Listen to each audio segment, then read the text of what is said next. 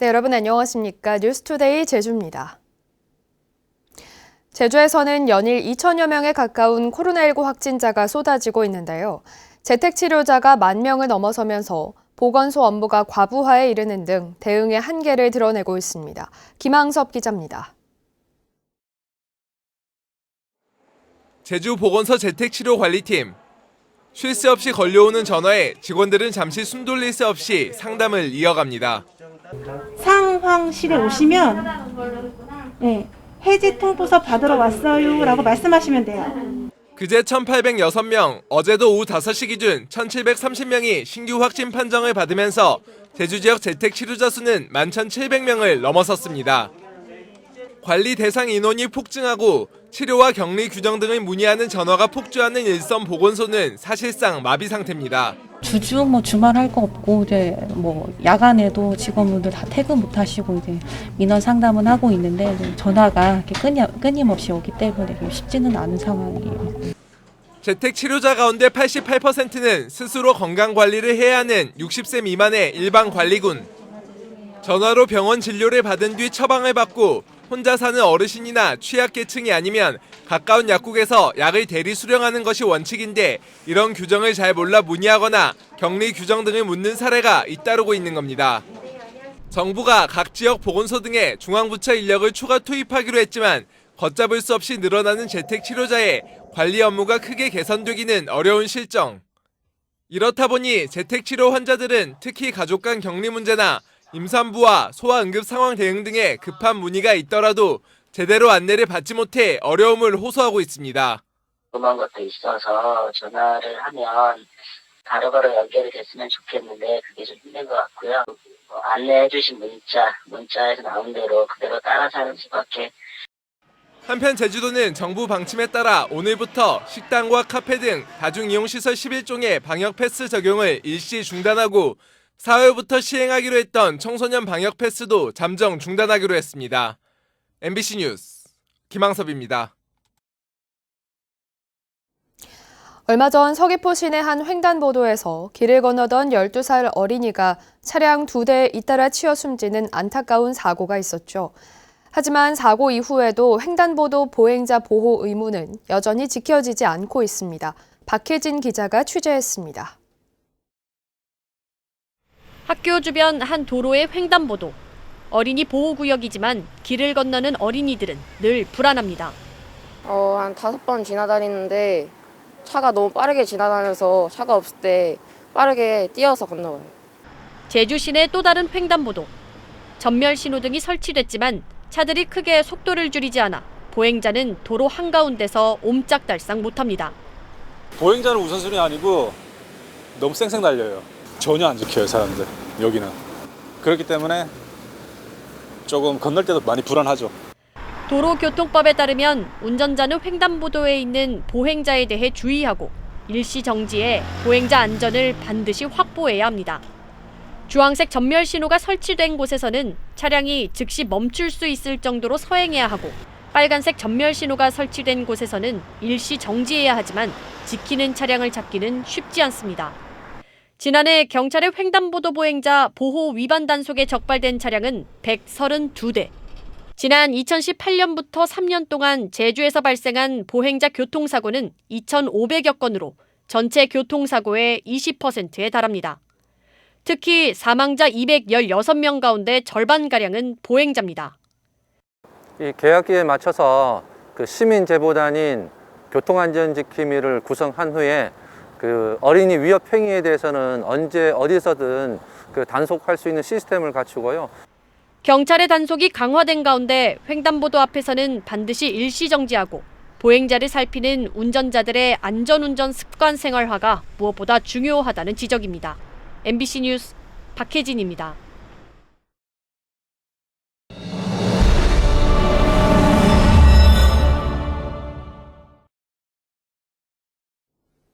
제20대 대통령 선거가 이제 여드레 앞으로 다가왔습니다. 제주 MBC는 유권자들의 선택을 돕기 위해서 각 후보의 핵심 공약을 골라 비교 분석하고 이행 방안을 따져보는 시간을 마련해 보았습니다. 오늘은 첫 순서인데요. 더불어민주당 이재명 후보의 제주형 기본소득과 국민의힘 윤석열 후보의 관광청 신설 공약을 권혁태 기자가 살펴봤습니다. 이재명 후보의 핵심 공약인 기본소득. 연간 25만 원부터 시작해 임기 안에 100만 원을, 30세 미만 청년들에게는 별도로 연간 100만 원을 지급하겠다는 건데 제주가 시작점입니다. 도민의 임금 수준은 전국에서 최하위 수준입니다. 이재명 정부의 기본소득 정책을 제주에 시범 실시하겠습니다. 관광객 1인당 8,000원에서 만원가량을 환경보전 기여금으로 받아 연간 1,500억 원에서 2,000억 원을 조성해 일부를 제주형 기본소득으로 활용하겠다는 계획입니다. 하지만 환경보전 기여금 자체에 대한 반발이 있는 데다 기본소득을 위해서는 국토보유세나 탄소세 등 증세가 필수적이라는 점도 관건입니다. 윤석열 후보는 문화체육관광부 산하에 관광청을 신설해 제주에 배치하겠다고 밝혔습니다.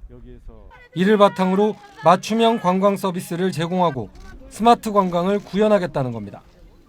관광산업의 컨트롤 타워인 관광청을 신설하겠습니다. 이를 통해서 제주를 세계 관광의 메카로.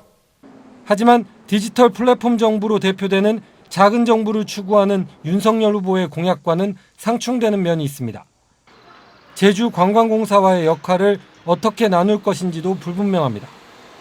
또 현재 외교 안보 분야는 서울에, 그 외 부처는 세종시, 외청은 대전에 두고 있는 정부 관례를 어떻게 뛰어넘을지도 관건입니다. MBC 뉴스 권혁태입니다.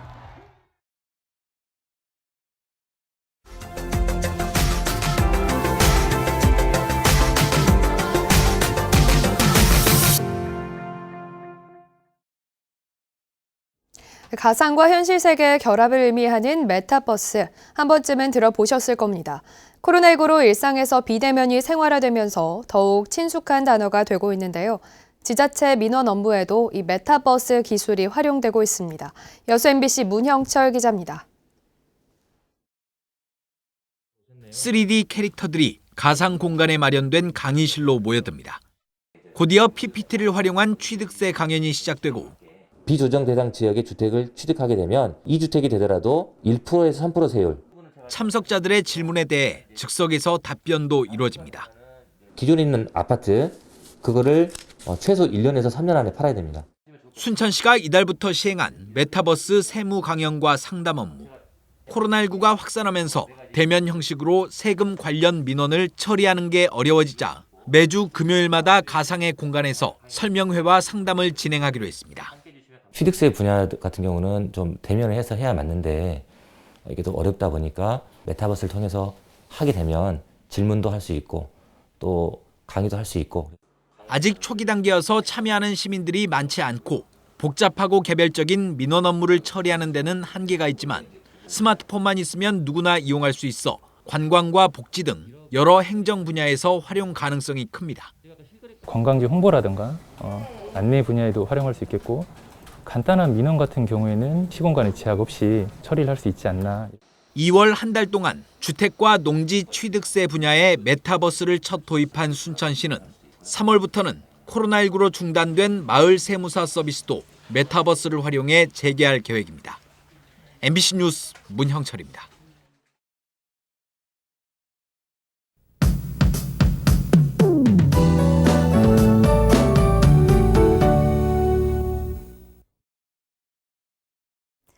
(3일절인) 오늘 하늘빛이 흐리겠습니다. 저녁까지 비가 내릴 것으로 예상되는데요.